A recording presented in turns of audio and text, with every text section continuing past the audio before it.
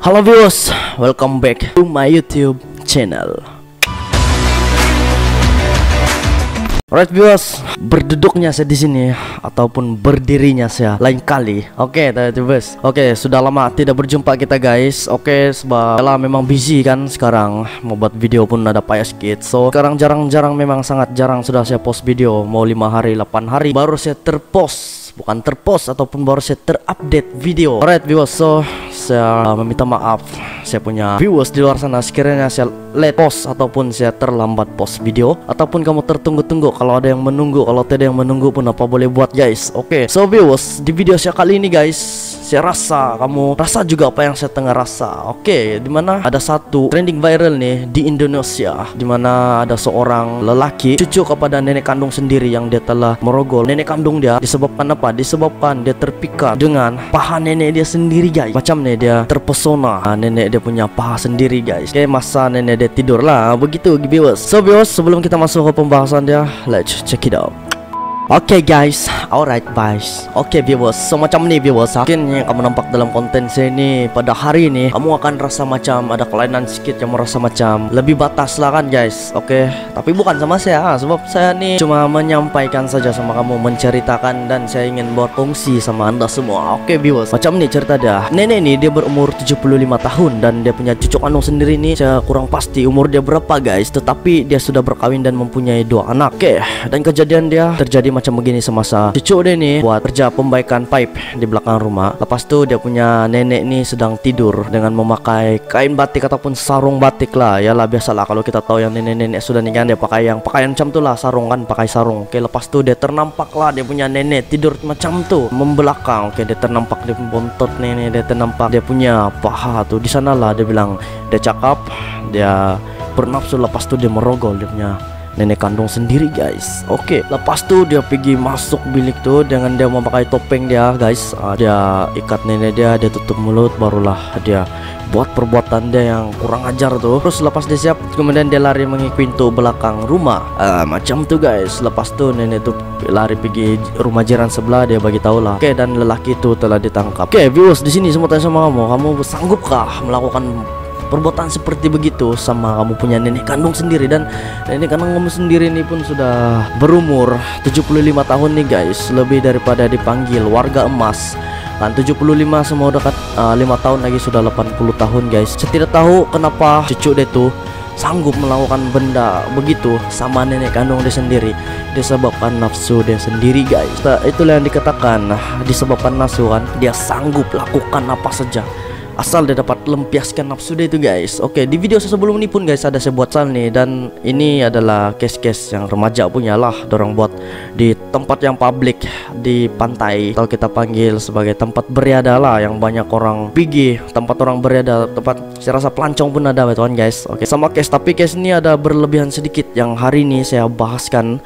Oke, macam ini saya rasa macam dia sudah melebih-lebih lah guys. Sebab apa? Sebab kamu tengoklah nenek dia sendiri, dia rogol guys, punyalah sanggup. Mentang-mentang nenek dia ini kan guys sudah tua, lepas tu tidak berdaya lagi untuk melawan. Lepas tenalah dia rogol dia punya nenek kandung dia sendiri guys. Oke, itu saya tengok mungkin lelaki ini dia sudah ketandusan. Tetapi kalau mau cakap ketandusan pun kan guys, dia ada anak kan, ada anak sudah, dia ada bini guys. Mungkin dia sudah bercerai, tidak tahu lah kan. Tetapi memang kalau dipikir-pikir kan viewers, memang perbuatan ini kita panggil dia sebagai perbuatan yang syaitan pun mengaku kalah juga lah. Tidaklah saya rasa, tapi ini adalah perbuatan daripada syaitan. Syaitan sudah merasuk kita punya minda kan, kita punya pikiran. Dan yang paling lucu saya rasa guys, dimana dia mengakui sebab apa dia buat begitu, sebab apa dia rogol dia punya nenek kandung sendiri ini. Sebab guys, dia bilang, dia cakap di sana dia tergoda dengan paha nenek dia guys. Mungkin saya rasa nenek dia dulu nih guys, time muda, time bujang, seksi kalian guys, sampai sudah berumur begini pun, sudah berumur 75 tahun pun masih lagi seksi, cantik, masih lagi orang tergoda. Dan yang tergoda ini cucu dia sendiri guys. Cucu guys, bukan anak dia, cucu dia. Oke viewers, saya mau rasa perbuatan begini macam mana hukuman yang sepatutnya dia terima guys. Oke, kalau saya hukuman yang begini nih, bagilah hukuman penjara seumur hidup ataupun bagilah hukuman gantung terus kan. Tak payahlah kasih penjara yang masih ada boleh dijamin lagi, tak payah. Biarlah dia tahu macam mana seksanya neraka sebelum dia betul-betul masuk neraka. Begitulah seksa dia. Oke.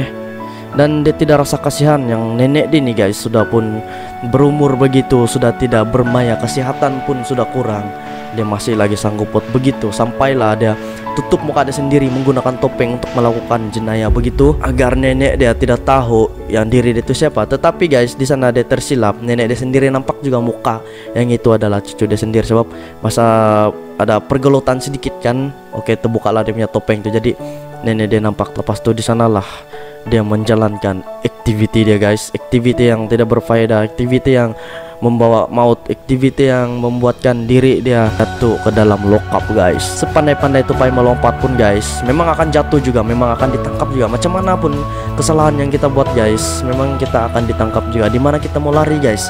Oke, semua bawa viewers, kalau kau seorang yang kaya pun kau mau lari di mana, memang kau akan ditangkap juga. Di negara di mana tempat kau akan menetap, di mana negara yang tempat akan kau lari itu, kau akan tetap ditangkap, sebab kau sudah jadi pelarian guys, ataupun kau sudah jadi wanted, macam begitu. Jadi polis di sini akan hubung polis di sana untuk mencari penjana yang muka-muka macam begini, ke identity dia begini. So kamu tidak akan selamat juga lah, walaupun di mana-mana kamu lari, walaupun di mana kamu akan mau takut, kamu tidak akan boleh terlepas. Polis akan cari kamu sampai ke lubang cacing guys. Oke, di sini viewers, ini saya menasihatkan sama kamu, bersyukurlah kamu masih ada nenek guys, bersyukurlah. Dah macam orang-orang di luar sana, macam saya sendiri, saya punya datuk sendiri pun cuma tinggal seorang lagi. So kamu jagalah datuk kamu tuh bagus-bagus, sebab kalau bukan orang kamu tidak juga akan lahir di dunia. Janganlah kamu buat macam budak nih, ataupun macam lelaki yang dalam video saya nih yang saya bahaskan nih. Ini memang dipanggil kurang ajar lah guys. Oke, susah kita mau cakap viewers, kenapa dia sanggup buat macam begitu. Kalau mau cakap dia sudah ketandusan, memang ketandusan nih saya rasa guys. Oke, banyak juga bawa pisang di luar sana dia boleh buat. Main sendiri pun boleh kan guys. Apa yang kita panggil tuh main sabun kan.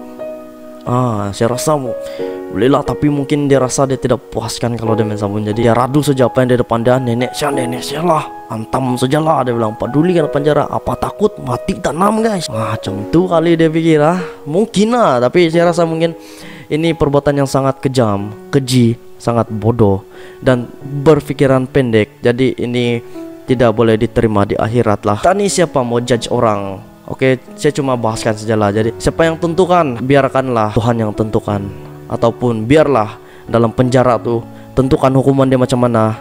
Lagi bagus kalau dia dihukumatin guys, sebab kalau dia dilepaskan lagi, tidak mustahil lah dia akan buat balik guys. Sebab dia pikir dia buat dia kena penjara cuma begini-begini, dia kena penjara, lepas itu dia akan lepas.